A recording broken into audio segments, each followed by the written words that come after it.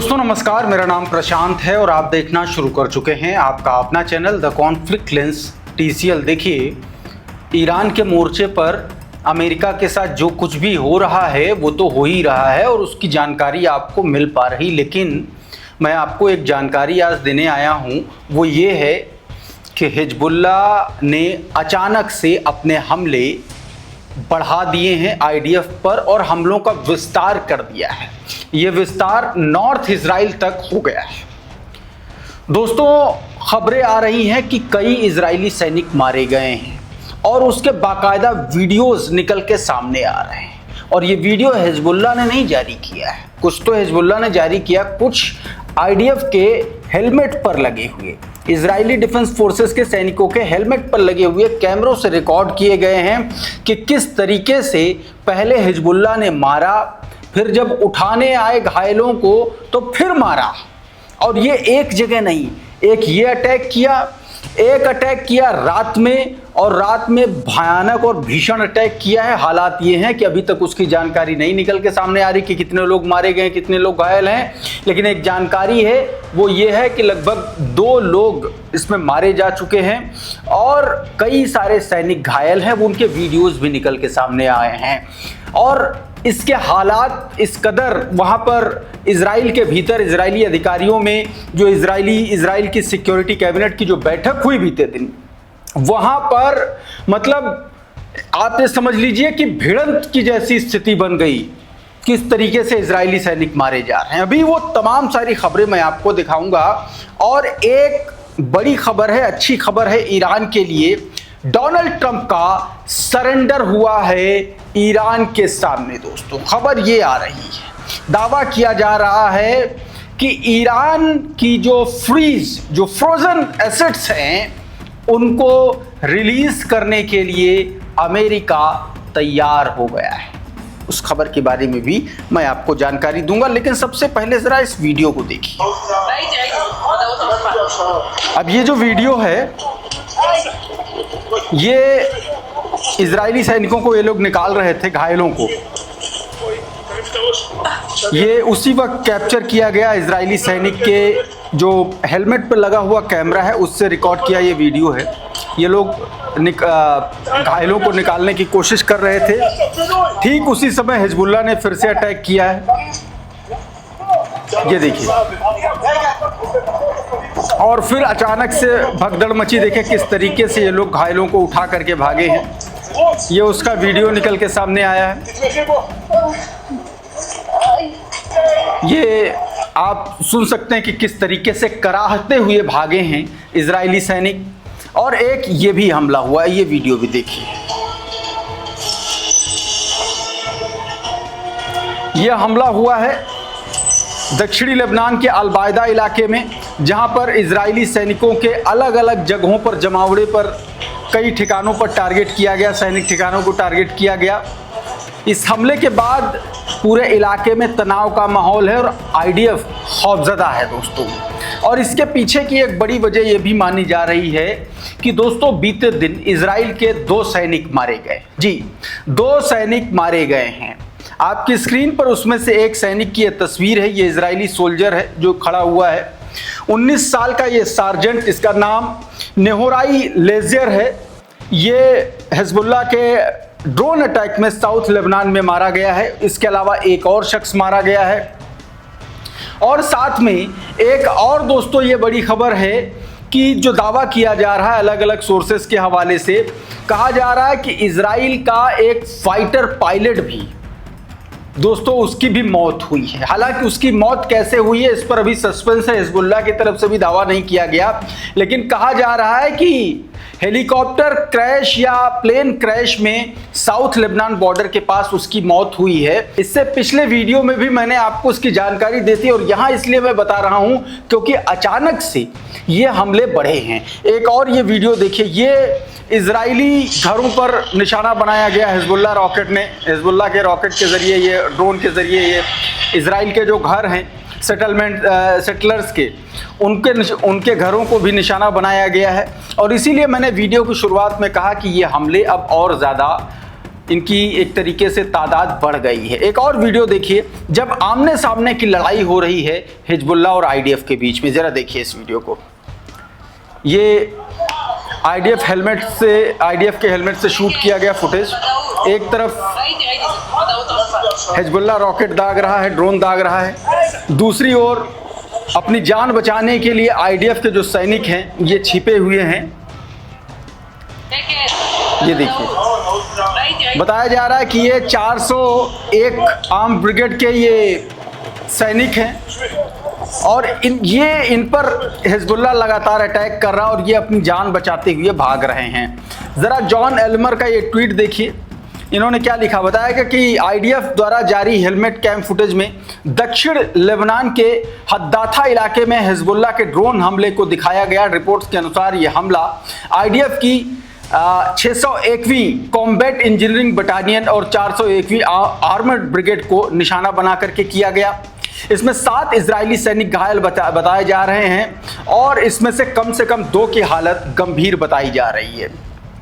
Video में drone strike के दौरान अचानक फुटेज कट जाती, जिसके बाद का दृश्य एक तरीके से मेडिकल इवैक्यूएशन ऑपरेशन का है, जहां घायल ऑपरेशन सैनिक को मेडिकल टीम जो है एक तरीके से पूछती हुई सुनाई पड़ रही है, सांस ले रहा है या नहीं ले रहा है। इस तरीके का ये वीडियो जो आपने देखा है ये उसी से जुड़ा हुआ है दोस्तों। उधर एक और इन्हीं तमाम सारे हमलों को लेकर के इजराइल में हड़कंप मचा हुआ है। हालात ये हैं कि बेंजामिन नेतन्याहू के मंत्री और अधिकारी आपस में ही गुत्थम गुत्था हो रहे हैं। हालात ये हैं कि भिड़ंत की नौबत आ गई है दोस्तों। ज़रा इस वीडियो को, इस तस्वीर को देखिए, इस खबर को देखिए। क्रडल की ये खबर बहुत कुछ बयां करती है। बताया गया कि बेजलाल स्ट्रोमिच ने कहा है कि हर ड्रोन हमले का जवाब हम दहिये में 10 भवन गिरा कर देंगे। रिपोर्ट के मुताबिक रविवार को इजराइल की सुरक्षा कैबिनेट की 5 घंटे लंबी बैठक के दौरान तीखी बहस हुई। इसमें वायनेट की 25 मई की रिपोर्ट के अनुसार बैठक में दक्षिणी लेबनान में हिजबुल्लाह के बढ़ते घातक ड्रोन हमलों और संभावित अमेरिका ईरान समझौते को लेकर के इजरायली नेताओं के बीच गंभीर मतभेद सामने आए। रिपोर्ट के अनुसार स्मोट्रिच ने प्रधानमंत्री नेतन्याहू से कहा कि हम खुद को बचाते बचाते नहीं मर सकते, हर ड्रोन के जवाब में दहिये के 10 इमारतें गिरानी होंगी। इस पर नेतन्याहू ने कथित तौर पर जवाब दिया कि क्या आप कह रहे हैं कि हर बार ड्रोन आने पर हम 10 इमारतें गिरा दें? स्मोट्रिच ने जवाब दिया कि बिल्कुल, युद्ध डर पैदा करने और भारी कीमत वसूलने से जीते जाते हैं। रिपोर्ट में कहा गया कि नेतन्याहू ने इजरायली सेना पर विस्फोटक ड्रोन से बचाव के लिए तेजी से नए रक्षा समाधान विकसित करने का दबाव डाला, क्योंकि लेबनान मोर्चे पर कई इजरायली सैनिक मारे जा चुके हैं। बैठक के दौरान इजरायली सेना प्रमुख याल जामिर ने कथित तौर पर कहा कि आप चिमटी से काम नहीं कर सकते, एक नया समीकरण इसको लेकर के बनाना होगा। मतलब आप समझिए कि भिड़ रहे हैं, बेंजामिन नेतन्याहू अलग भिड़ रहा है, याल जामिर अलग भिड़ रहा है, स्मोट्रिच अलग भिड़ रहा है। तो इस तरीके से ये बड़ा टकराव की स्थिति दोस्तों देखने को मिली है। अब जरा एक और ये वीडियो देखिए, किस तरीके से ड्रोन से बम गिराया हिजबुल्लाह ने। ये देखिए गिराया और पूरा एरिया जो है धमाके से तब्दील हो गया। इसी तरीके से देखिए कई सारे वाहनों को निशाना बनाया है, इंजीनियर्ड व्हीकल, मरकावा टैंक, कई सारे सैन्य ठिकाने। ये वीडियो बताया गया कि किस तरीके से साउथ लेबनान में हिजबुल्लाह भारी पड़ता हुआ नजर आ रहा है, किस तरीके से उसके जो लॉन्च पैड हैं वो जंगलों में है और वहाँ से वो रॉकेट दाग रहा है, ड्रोन दाग रहा है। तो ये वॉरफेयर एनालिसिस ने ये वीडियो अपने ट्विटर हैंडल पर भी शेयर किया। अच्छा, एक और बड़ी खबर दोस्तों निकल के सामने आई है। खबर दरअसल ये है, ये गजा से जुड़ी खबर है। बीते दिन आपने देखा था कि गजा के लिए ह्यूमैनिटेरियन एड लेकर के जा रहे ग्लोबल समिट फ्लोटिला के कई वेसल्स के जो मानवाधिकार कार्यकर्ता थे उनको हिरासत में लिया गया था।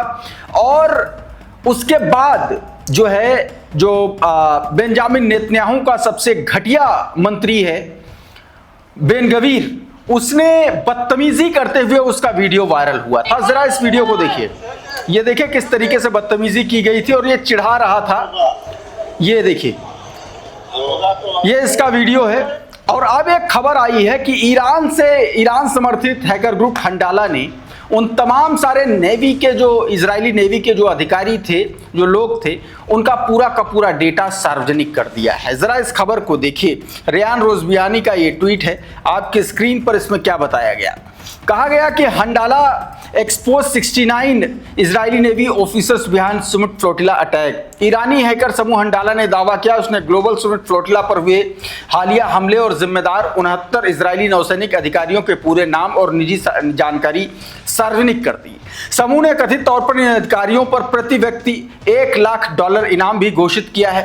हंडाला ने इतामीर बेन गवीर को सीधे चेतावनी देते हुए कहा कि जमीन हो या समुद्र, कोई ये अपराध बिना जवाब के नहीं छोड़ा जाएगा। रिपोर्ट के अनुसार समूह ने कहा है कि इनाम सक्रिय है और अधिकारियों के नाम सार्वजनिक किए जा चुके हैं। साथ ही बेन गवीर का नाम लेकर के उन्हें सीधे निशाना बनाया गया।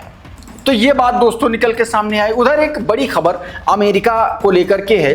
खबर ये है कि अमेरिका जो है, दावा किया जा रहा खबरों में, अमेरिका जो है ईरान की जो फ्रीज संपत्तियां हैं उनमें से कुछ हिस्सा, एक तरीके से कुछ पैसा रिलीज करने के लिए तैयार हो गया है।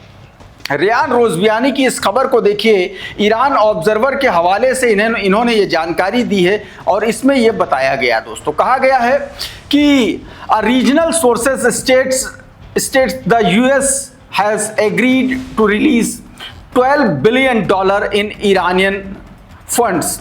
कहा गया कि एक क्षेत्रीय सूत्र के अनुसार यूनाइटेड स्टेट ने ईरान की $12 अरब की फ्रीज संपत्ति को जारी करने पर हरी झंडी दे दी है।